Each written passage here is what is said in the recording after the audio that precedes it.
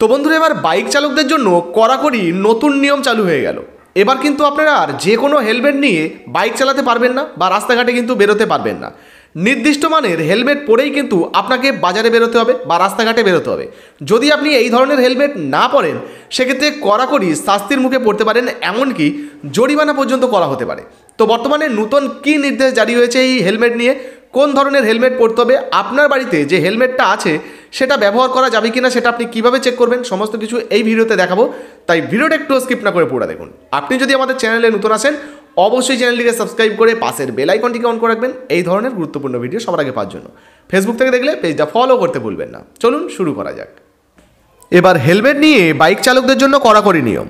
এবার কিন্তু আর যেমন তেমন হেলমেট নিয়ে বাইক চালাতে পারবেন না বা পথে ঘাটে বেরোতে পারবেন না। দেখুন, বলা হয়েছে এবার থেকে পড়তেই হবে এই নির্দিষ্ট মানের হেলমেটই, বড় নির্দেশ রাজ্য সরকারের। আর যদি এই নির্দিষ্ট মানের হেলমেট না পরেন, সেক্ষেত্রে কিন্তু জরিমানা পর্যন্ত করা হতে পারে।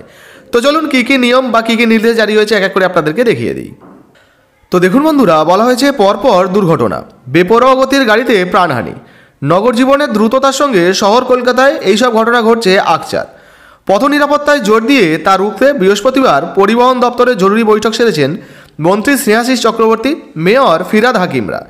এবার দুর্ঘটনা থেকে মাথা বাঁচাতে হেলমেট নিয়ে নয়া নির্দেশিকা জারি করল রাজ্য সরকার। এই নিয়ে বিজ্ঞপ্তি প্রকাশিত করা হয়েছে বা প্রকাশ করা হয়েছে পরিবহন দপ্তরের তরফ থেকে। তাতে স্পষ্ট উল্লেখ, যেমন তেমন আর হেলমেট নয়, নির্দিষ্ট মানের হেলমেটই পরতে হবে বাইক সওয়ারিদের। অর্থাৎ যারা বাইক চালান তাদেরকে কিন্তু এবার নির্দিষ্ট মানের হেলমেট পরতে হবে। সেই জন্যই বলা হয়েছে এবার থেকে দুর্ঘটনায় মাথা বাঁচাতে হেলমেটের নির্দিষ্ট মান ঠিক করে দিল রাজ্য সরকার। পরিবহন দপ্তরের মোটর ভেহিকেলস নিয়মের কথা উল্লেখ করে সদ্যই বিজ্ঞপ্তি জারি হয়েছে।